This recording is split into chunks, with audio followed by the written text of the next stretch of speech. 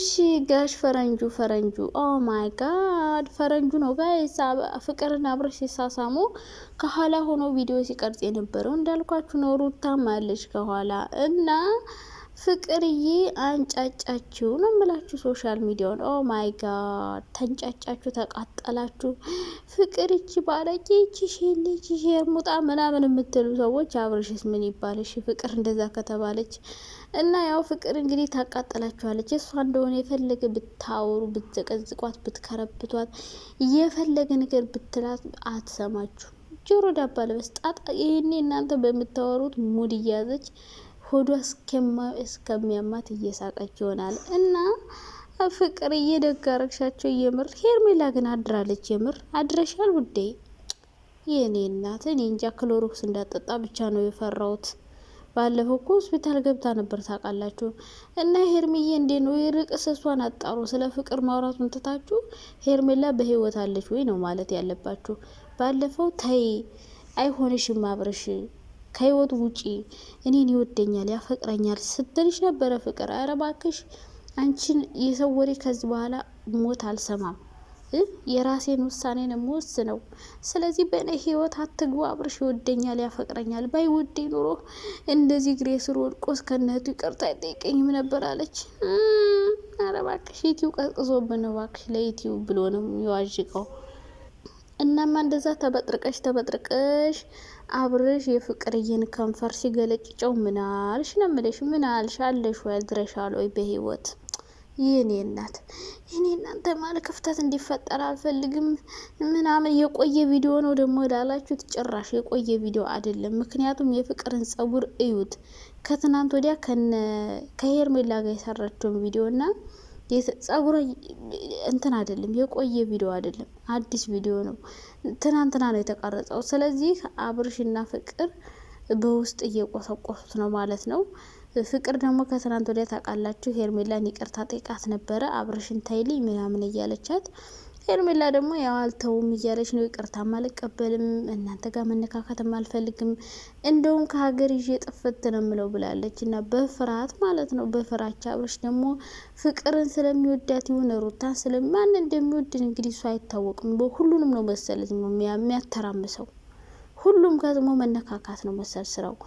እና እሱ ደግሞ ከሀገር እንውጣ ስትለው አልወጣም አለ። ለምንድን ነው አልወጣም ያለ? ሽማግሌ ላክ ሲባል አልክም አለ። ለምን?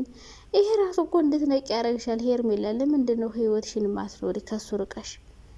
በቃ እሱ እኮ ከሀገር እንውጣ ስትለው አልወጣም ያለ ለምንድን ነው? ይቀርበታል። ሩታ ጋር ፍቅር ጋር እየሄደ መላላጡ ስለሚቀርበት ከሀገር አይወጣም። እና ፍቅርዬ እንግዲህ ያው አንጫጭታችኋለች። ምንም ማድረግ አይቻልም። ተቃጠሉ ሼሬሬሬ ይላል ሙዚቃው። እና መቃጠል ነው። ምን ታረጋላችሁ እንግዲህ። ያው ሄርሜላን የሰው ባል ቀማሽ ሴት የደገፈ ሰው መጨረሻው ይሄ እንደሚሆን እኮ ግልጽ ነው። እና ብያችኋለሁ፣ ሩታ ሄርሜላን መቼም አትፈታትም። ምክንያቱም ህይወቷን ያበላሸችባት ሴት ናት። ታይ ልጃችን ከባሌ ጋር ላሳድግበት እባክሽ ከህይወታችን ውጭ ስትባል አልወጣም ያለች ሴት ናት። ስለዚህ ሄርሜላ ከዚህ በላይ ይገባታል መቃጠል፣ መናደድ። አሁን ባለፈው ትቶኝ ሄደ ብለሽ ተናደሽ፣ እሺ ዛሬስ በቪዲዮ በማስረጃ ከካሜራ ጀርባ ሲገላጨጩ እና አብርሽ ደግሞ እንግዲህ የቆየ ቪዲዮ ነው ብሎ ይሸመጥጣል። ምን ብሎ እንደሚያስተባብል አይዶ ነው። ብዙዎቻችሁ ደግሞ ኤአይ ነው ትላላችሁ። በጭራሽ ኤአይ አይደለም፣ በተአምር ማለት ነው። ኤአይ አይደለም፣ አትሸወዱ። ኤአይ እንዳልሆነ በደንብ በብዙ ነገር ማረጋገጥ ትችላላችሁ። ጎግል ላይ ወስዳችሁ ቪዲዮን ወር ፎቶውን ወስዳችሁ ሰርች አድርጋችሁ ማየት ትችላላችሁ። ኤአይ አይደለም። ቪዲዮ ደግሞ የቆየ አይደለም፣ የትናንትና ነው። ስለዚህ ምን ይጠበስ እና የዩቲዩብ አይዲያ ስለጠፋ ሰሞኑን አዲስ ስራ ይጀመራል። እንግዲህ ዛሬ ወይ ሩታና ፍቅር ይጣላሉ ወይ ሄርሜላና አብርሽ ይጣላሉ ማለት ነው። ለምን ሳምካት ስትስማት አየሁ ወይ ሄርሜላ እንደተለመደው ያው እዛው ሆስፒታል ተኝታ ነው። አይ እንደው ክሎሮክስ እንዳጠጣ ብቻ ነው የምፈራው። ብቻ ለማንኛውም ፍቅርዬ ይመች የኔ አተራማሽ ማለት ነው። ምን በሳሳም ብርቅ ነው እንዴ? በሷ ነው እንዴት የጀመረው? ሲቀጥል ደግሞ የድሮ ፍቅረኛዋ ነው። ምን ታካብድ ያላችሁ? እንኳን ገለጨቻት እንኳን ገለጨጨችው።